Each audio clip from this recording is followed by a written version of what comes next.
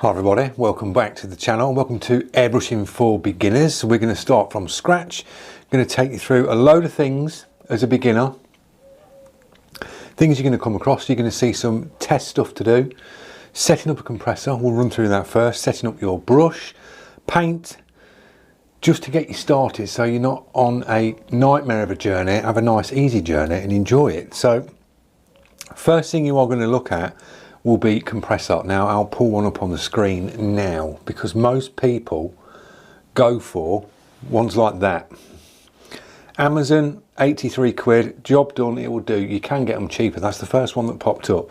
Now when you get one of these, the actual image, if I pull that one up, you get your tank and you get your motor to the top and you got a little carry handle on the top.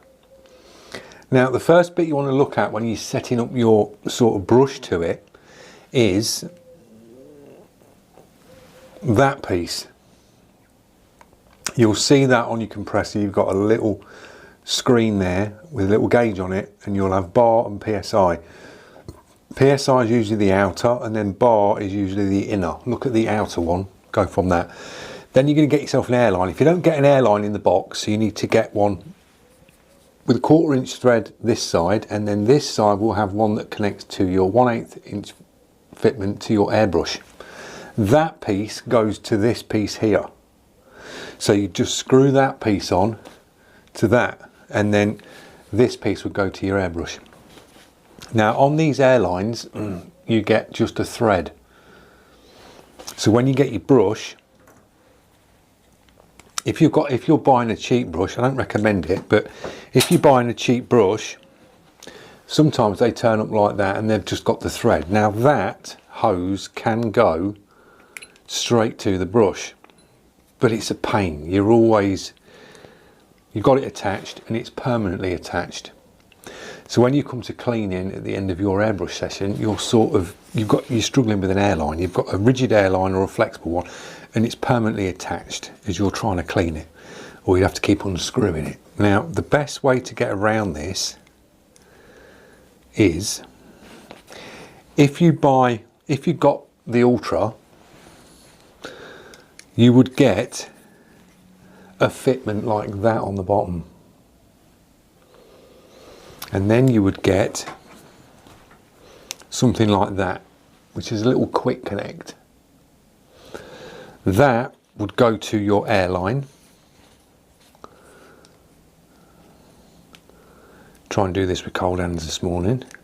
You'd screw that to your airline, and then your brush clicks into the bottom like that. It's a lot easier having your brush with a quick connect. It's like big guns, spray guns in a body shop. You have the airlines where you just click them into the bottom. It's the same thing but a lot smaller. To remove that, you'll pull down and just pull that away, and then you can clean your brush. You've got hands on, you've not got an airline attached to it. It's a lot easier to do it that way. So you can just click that straight in on there like that. Now these ones, on this one here, you've got a little pin. You can adjust this for your air pressure. So you can dial your air pressure in on your brush here, which is nicer than going over to your regulator bit, which is that piece, and dialing that in. Now if you wanted to dial and set your air pressure for your brush, it's nice and simple. Go to that piece on your compressor, connect your brush up like that. If you've got the regulator on this piece, open that fully open. So you've got your regulator here open. You've got your airline connected to that piece. That knob there that's on the compressor, when you pop that up and turn it left or right, you'll watch that gauge go up or down. So what you do is go over to that, press your trigger down so you've got air coming out, and then pop that up, turn it, and then you'll watch this pin set that till it goes to 25, and then click that down with this pressed. So then you've got a proper 25 from your compressor coming up the line, and it's coming straight out your brush. So you've got that set air pressure, and that's how you'd set your compressor up to your brush. Nice and simple. So that's a little bit about compressors and an easy way of setting it up. The next thing you're going to look at will be paint. Now, the paint that I'd recommend to take you along your journey, if you wanted to cover all aspects of airbrushing, apart from cake decorating, because I wouldn't recommend putting it on that, but everything else like automotive, if you're doing it on paper, canvas, timber, over plastic, as long as you've got your primers, t-shirts, trainers, leather, go for golden. It's an airbrush paint and I've used this for years. I got introduced to this when I very first started. My teacher was using this and said use this stuff. So automotive, if you're working with this with automotive, you'll basically have your, say you're doing a gas tank, it's been primed, prepped up, it's been base coated. So if it's in base coat, you would have the base coat be dried off, you would scuff it back and then go in with your golden, do your artwork, airbrush straight down to it, not a problem, and then you would clear coat over the top of that. So that's the way you go about automotive with golden. If you're working on t-shirts, if you look at the golden brand, go over to the website, you can get different sort of primers and things.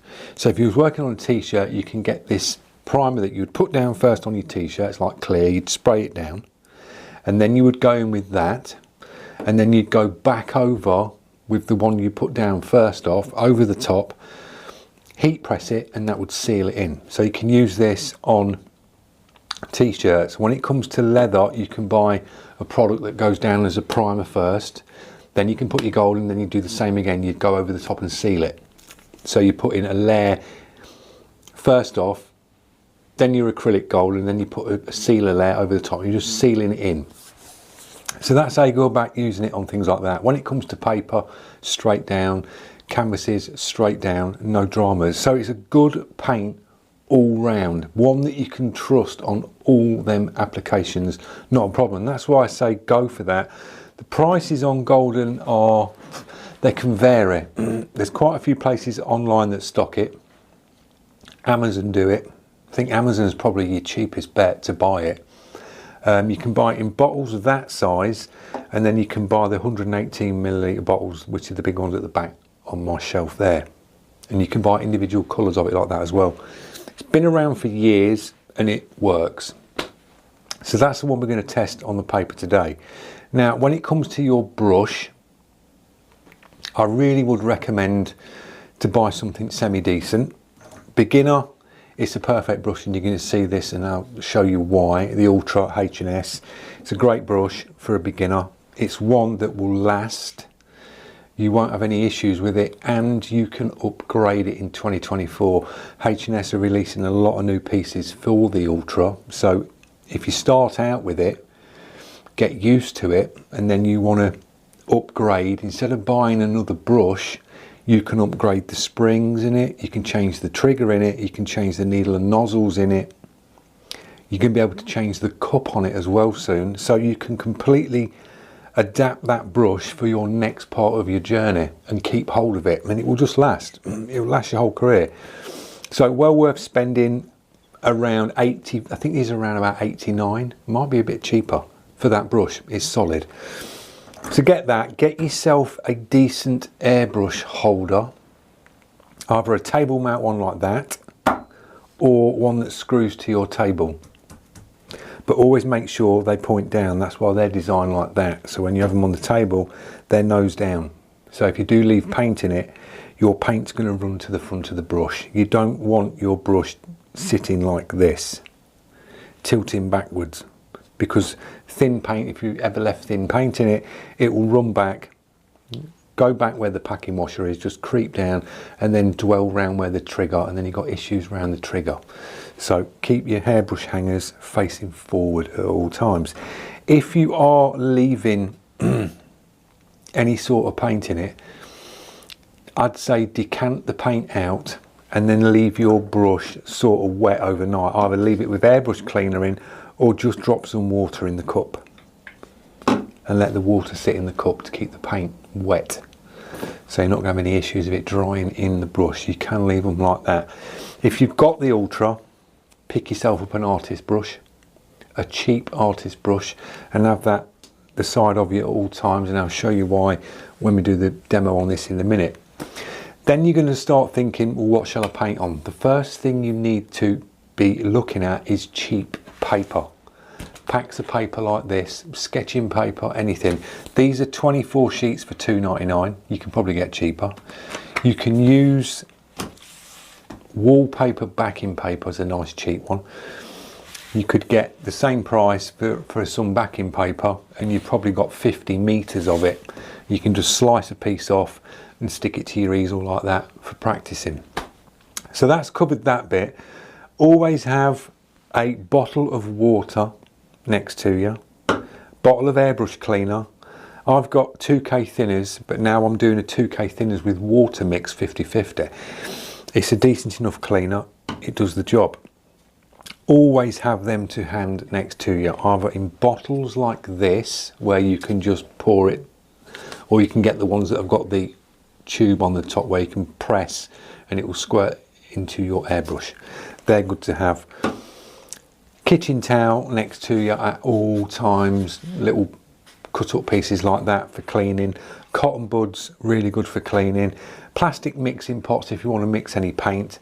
And also recommend get yourself some empty bottles.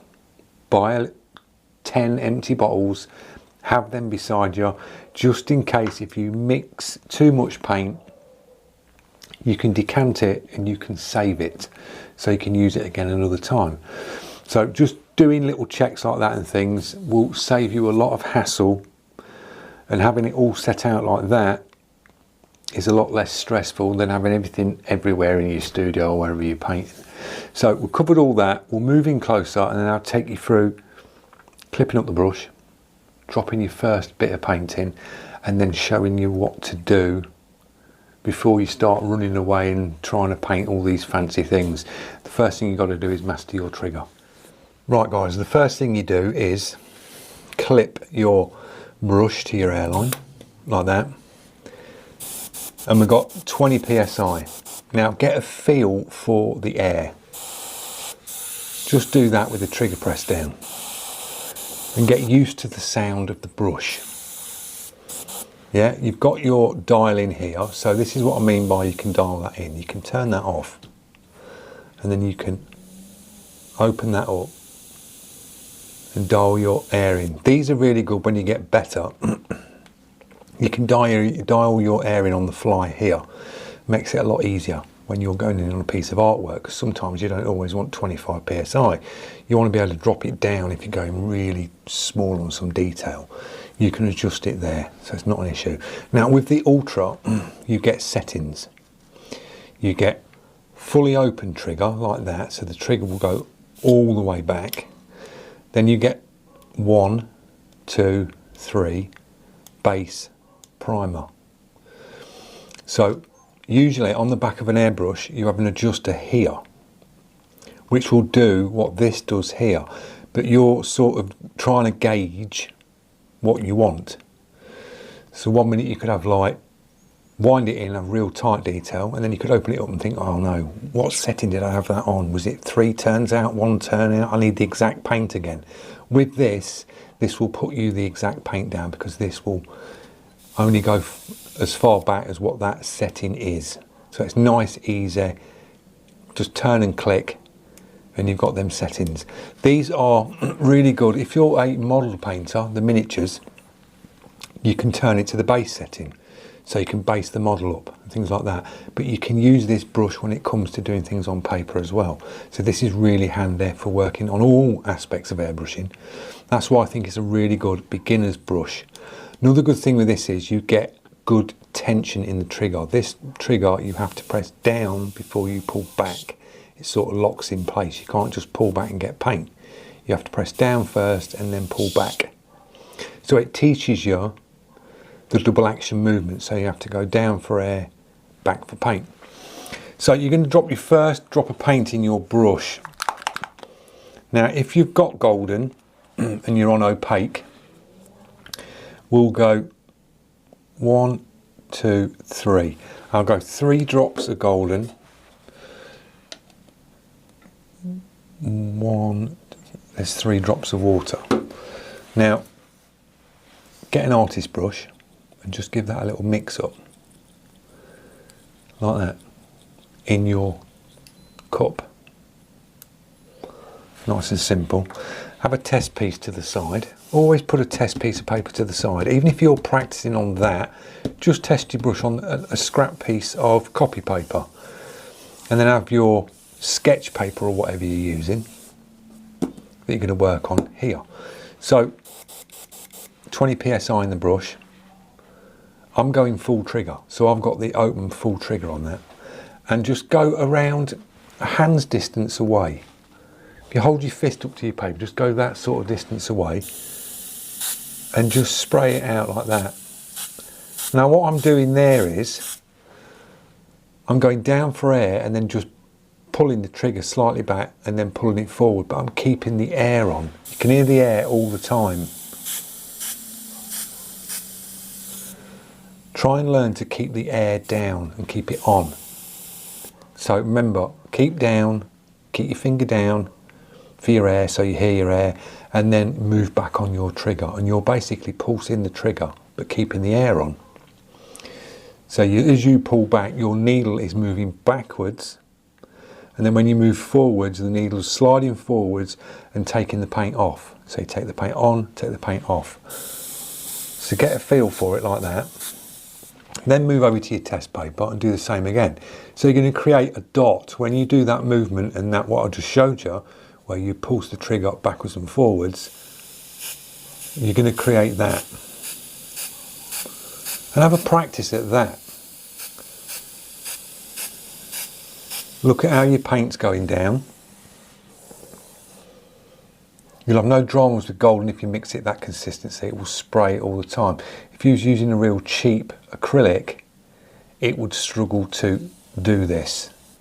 You really would be struggling with your paint mixes. You're probably getting it too thin or it's too thick. It's choking the brush up. The brush won't sound like it's spraying it very good.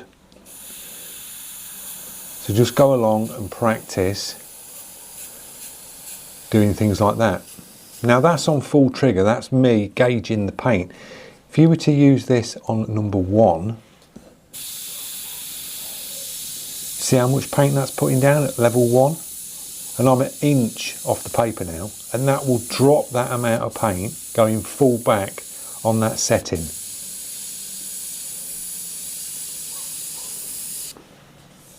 Like that.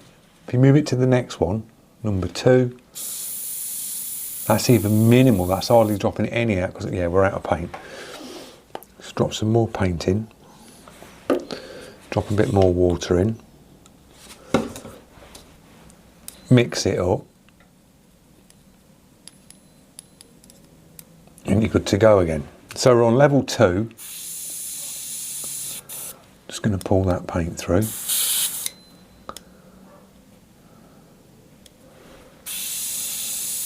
And that's that's pulling literally nothing out. Level 3, that's pulling literally nothing out.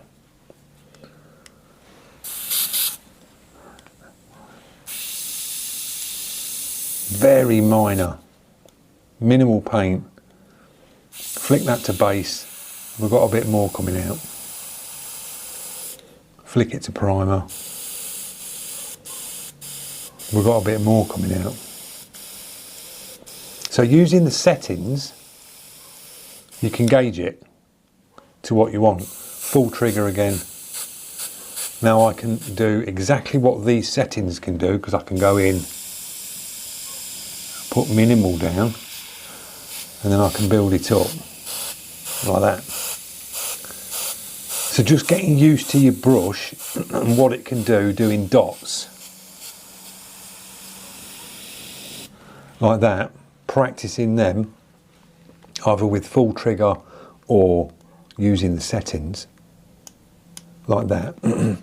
Just practicing that, practicing 20 psi or 25 psi, going over your piece, practicing dots is really good. So you practice loads of these, master it, aim for your paint, which it will atomise like this, so it's nice and soft on the edges.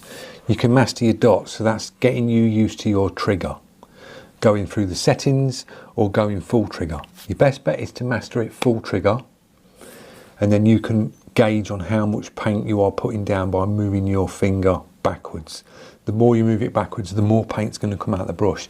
The less you move it, you'll get little dots like that, like the sleeve setting. So practicing loads and loads of dots is key. Then you can flip your paper over, don't waste it, like that. And all I'm doing is rolling masking tape up over itself and just pinning the paper up. Nice and easy. So you've mastered your dots. Now you've got to master your lines, because you need to be able to move with your brush. You need to be able to move in all different ways with your brush. So practicing lines, you're basically doing a dot but moving like that. So you're coming along, keeping your air on. First thing you need to do when you come up to your paper is your air on, like that. And as you start to move, bring the paint in, take the paint off, but keep your air on. So just always try and remember, air down, just keep your finger down, move your finger back as you're moving along. That'll bring your paint on. And when you come to the end of the stroke, keep your air on and just bring your trigger forward. And that's how you will create a line. Like that. So practicing that, lines, is key, because it's getting you to press your trigger down, move your finger back for your paint, and it's getting you moving with the brush. So practice your lines that way.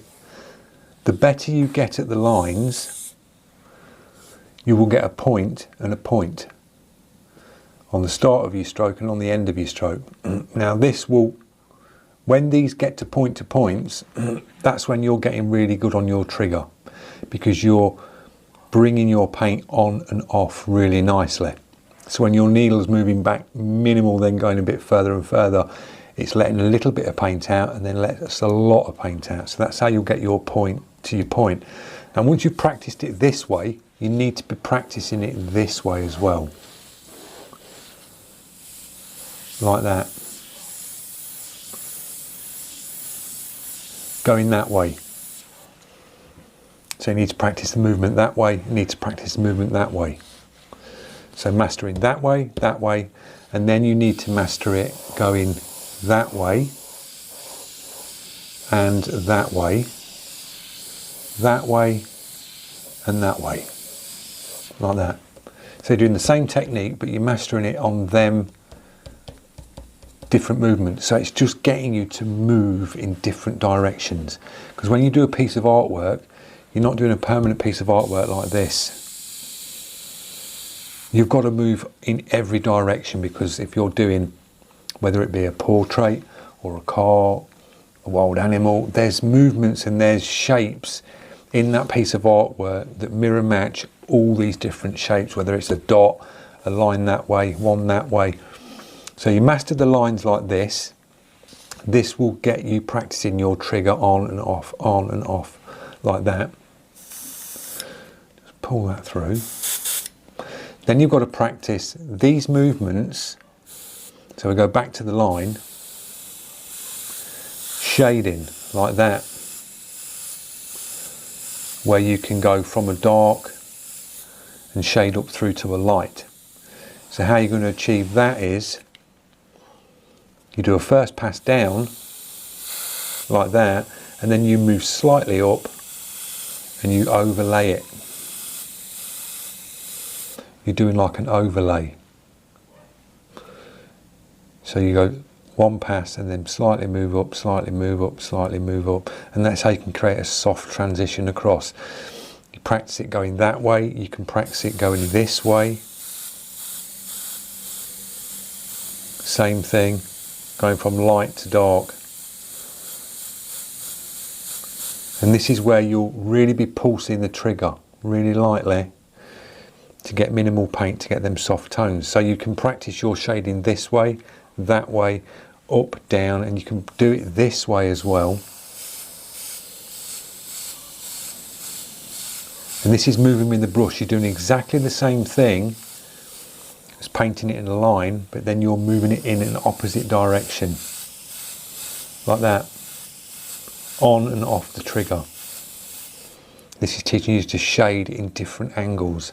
So when you move over to your piece of artwork, if you're doing a face, down where the jawline comes round, you usually see a soft transition, goes from a dark edge at the jawline, and then it sort of rolls over and it gives you that sort of 3D look.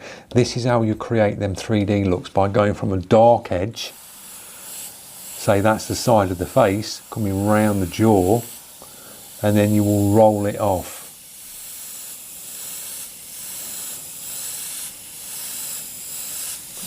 Like that. So you're going from the dark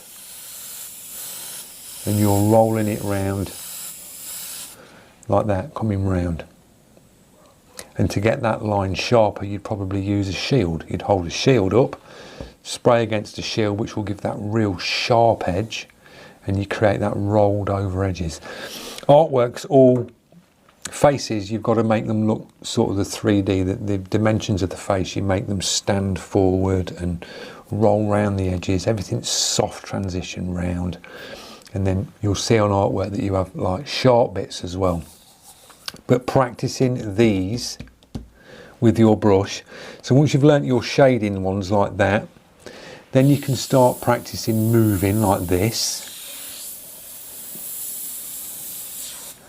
Different shapes moving. Always feel loose, like you're sketching with a pencil. You don't want to be rigid. And try not to airbrush like this with one hand. There's times when you're going to, but if you want to steady yourself, bring your other hand up. Either, you'll probably see me in my videos, I'm like this. And you can always put your hand against your paper. So if you're doing a line and you want a real good straight line, just bring your other hand up to steady yourself. Don't try and do it single-handed like this, you'll be all over the place. Just bring your other hand up and use it as a guide, and you'll get spot on lines like that. Nice and easy. So little techniques like this, if you stick to practicing, you've got the right paint. So if you mix it to that mixing ratio, you'll have no issues. That's spraying absolutely spot on. Really is. No dramas. Little test piece to the side before you start. Always have a test piece, so then when you do get better and you've got your piece of artwork, you can test your brush. Because if we have something like that where it's spidered out, you don't want that happening on your piece of paper. Or if you've got a dirty brush, you spray and all bits come out, it's going to go on this first, and then you think, right, the brush needs cleaning. You could commit to your artwork and have bits in it, spray, and it goes over, and it's like, oh, then you're starting again. So test piece to the side, nice and easy. So you've practiced and you've mastered your dots, your lines, your dagger stroke movements, basically your lines. When you do like ones to the sides and things like that, they're basically called dagger strokes. You've got to master them. So you've mastered that on your piece of paper. You've been doing weeks and weeks and weeks of mastering your trigger. So you've got it down. You know how your paint atomizes. You know how to shade from big passes right down to small little soft shading. Master that, and then you're going to move on to artwork. Now when you look at artwork, we've got this piece here, we did this one on the channel. Looking at that for a beginner, it'd be like daunting, thinking, oh my god, how do I paint that? Now if you study that and look at that image, all these shapes that you've been practicing and these shading techniques that you've been practicing on your paper all come into play on this. The piece here, like that, that's a soft shade from like a dark here, and it rolls over and goes to a light. And that's what you've been practicing on your paper. if you sort of think back and look at your pieces of paper that you've been practicing on, and keep your practice pieces just so that you can jog your memory on how you did it and things like that. But that would be a dark rolling over to a light, dark rolling over to a light. So you're creating that round shape. Same here, we've got a dark coming round here, we've got a dark coming up to a light, a dark to a light. And this is what I mean by the jawline. You would hold a shield up here, and then you will start to spray here dark, and then just lighten it up, back off with your brush and create this shape here. On the lips you'd have a penciled outline round, and then you'd work the lips. It's a dark and it rolls over. You're creating them 3D shapes. So dark, same colour, and then putting a little bit less paint down, rolling it over. You've got the little lines that come over, they're darker, so you could go in them with darker, and you've got a black in the centre. So all these shapes come across to your test pieces that you've been testing on. Your lines and your little dagger strokes, your tiny little dagger strokes where you're getting your points are here. Eyelashes, that's a dagger stroke on that curve where you've been practicing that with your brush. Same thing, but you're just doing it very, very small to create them little flicks. Same as on, we've got a spider coming down. You can go down there. You've got little dagger strokes here for the eyebrows, and then when it comes to the hair, it's the same thing. You've got dagger stroke lines, and you're moving with the brush. You're doing the long passes to a point. So you're coming down, starting on the dark here. So if you've got black in your brush, you can start in this section here where it's dark, come down, bring your paint on, and then you're taking your paint off here. Bring your paint on, taking your paint off, and you're just building it up. You're doing a lot of them movements and building this up. And you just create the artwork out. You break the artwork down, look at the shapes, and then if you think, paint the shapes, and then the picture takes care of itself. It's the easiest way I can explain it, guys, when you're looking at pieces of artwork. Don't go in too hard, too quick. Pick some real simple stuff first that's got sort of shading techniques. Good things to practice on are 3D objects like balls, cubes, triangle shapes, pyramids, things like that, where it shows you can get them on Pinterest, where it shows you them shaded up, where they're sort of like half shaded, where light sources are coming in. Mastering your light sources, your shadows and things like that, and where the light hits things. You'll see that on pieces of artwork, like her face. The light source is hitting square on here because you've got the reflection in the eye. You've got the bright on the top of the nose. These parts of the cheek are bright. It's hitting the tops of the fingers here. So this on your paper would be the white. And then everything around that is shaded away from it. And you'll see on your pieces of artwork, when you start looking at artwork, instantly pick up on where the light source is coming in. Because if you go ahead and start painting it and put a shadow in the wrong place, and then a light source, you've got one light source in the right place, another one in the wrong place, it'll just throw it out. So just look at your artwork first, study it, and then just go about painting it. Now, to start her off, if you was painting this and wanted to go at it, I would project it up, pencil her out. That's how I did it, sort of penciled the outlines where the key points are. And then I started on this, if I can remember, I started by just working in these tones around here. In one tone, went in light and just worked these areas first. And just built them shapes up. Build these soft passes and just build it up. And then move over to a dark, drop a dark in. And just start working around it, break the image down and work around it. But take your time and go in very light. Where you see I did the shading on the piece of paper, where it was shading very, very lightly, you need to aim to go in like that. Always go in light.